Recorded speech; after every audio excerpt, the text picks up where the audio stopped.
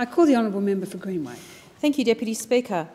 I rise to grieve about the absolute duplicity and dishonesty of this government, and in particular the Communications Minister, with regard to the National Broadband Network long-term satellite service. The NBN satellites comprise one part of NBN's delivery infrastructure, the other two being the fixed line network and the fixed wireless network. These long-term Ka-band NBN satellites will replace the interim NBN satellite service. The former Labor government announced in February 2012 that it would build these satellites to provide high-speed broadband to regional and remote Australia, with a launch date due for 2015. The reason Labor embarked on constructing these long-term satellites was because we believe that all Australians, regardless of where they live, deserve quality broadband, which was not provided during the Howard years. The massive take-up of broadband services on the interim satellite service reflected how poorly served remote Australia was during the Howard years, when regional communities were left with a substandard service via the Australian Broadband Guarantee. And this was one of the many utter failures of the Howard government when it came to communications infrastructure throughout Australia. It's for these reasons that Labor launched the interim satellite service and announced the construction and launch of the long-term satellite service.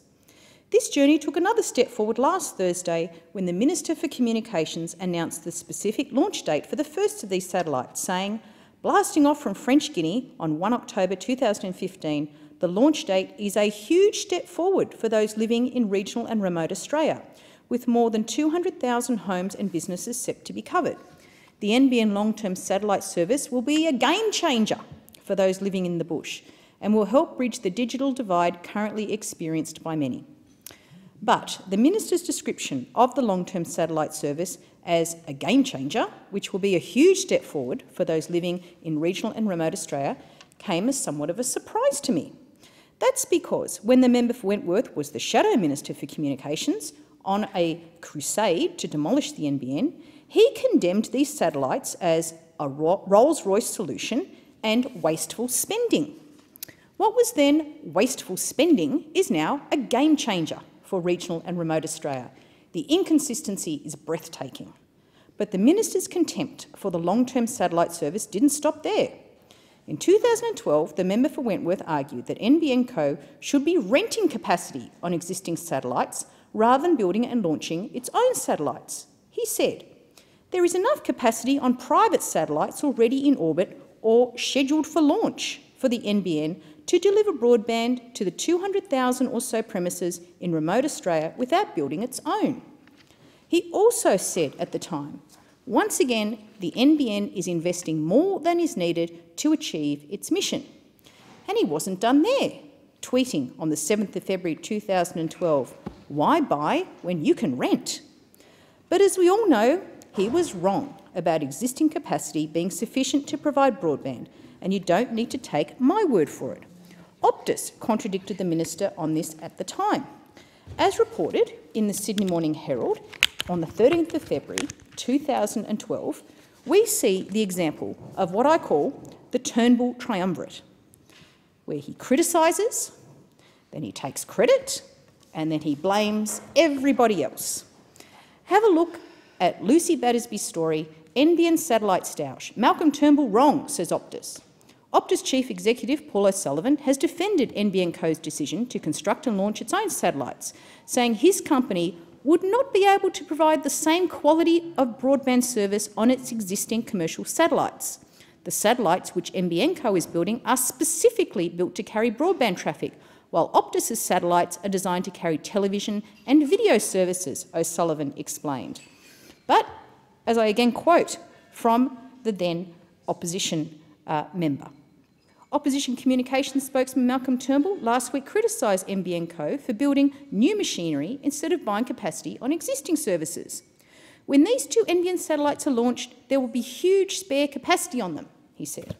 Once again, the NBN is investing more than is needed to achieve its mission. Once again, the incentive will be for this giant new government monopoly to intrude into other markets and undermine existing private sector providers. However, and this is instructive, Mr O'Sullivan said NBN Co had made the right decision because of technical differences between different satellite types. And as he also goes on to say, part of the issue around this debate is that there are fundamental differences in satellite between the KU band, which we use, and the Ka band, which is increasingly used internationally for broadband services. Now, the reason why I want to go into detail on that point is when we look at the 3rd of August this year in the article in The Australian, NBN rebuffs slow net anxieties. And we have NBN Chief Customer Officer John Simon saying in relation to these two different bands, they're like comparing apples with lemons.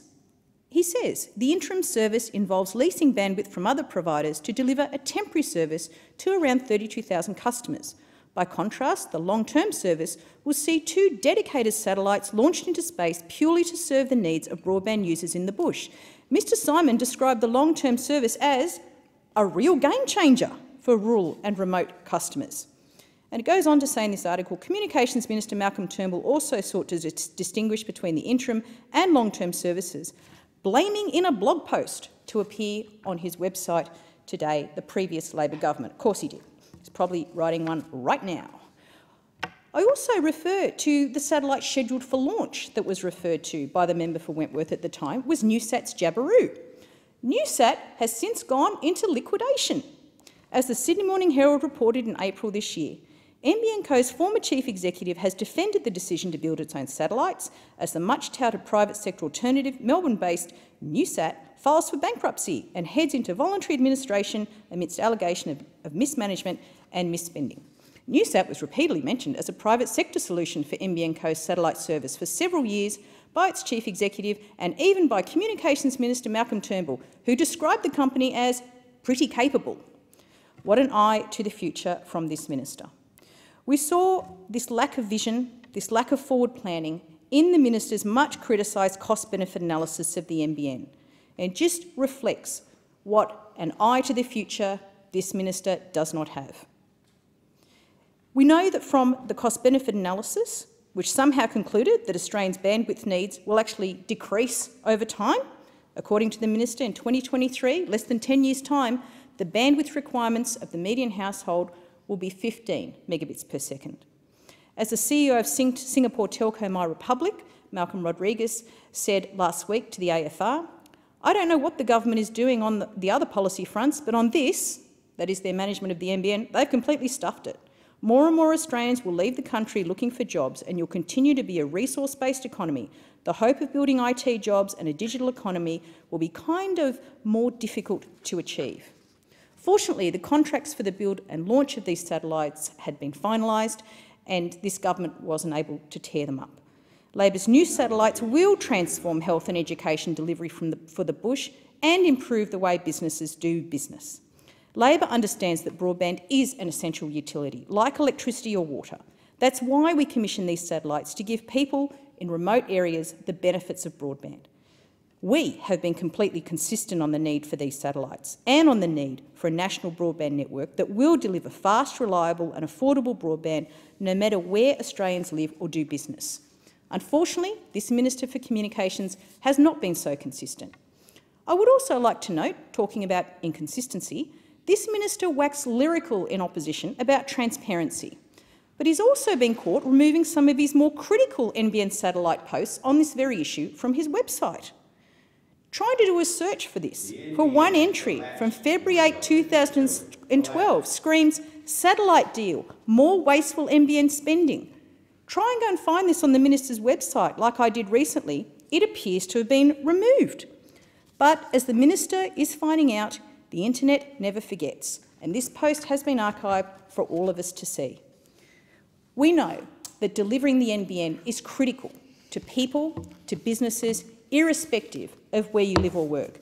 You only need to look at the 2011-12 Regional Telecommunications Review on the issue of satellite technologies, and I quote, "The strong initial uptake of the ISS clearly demonstrates the pent-up demand for better broadband." This is what Labor was left with, the incredibly huge amount of pent-up demand. Finding 4.5.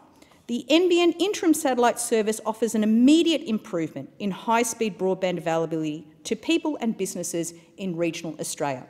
This was the legacy left by a Howard government with no foresight whatsoever to do anything about improving broadband in regional and remote areas. We know that John Howard was at least consistent on being stuck in the past. Unfortunately, his communications minister, his inconsistency is on show for everyone to see.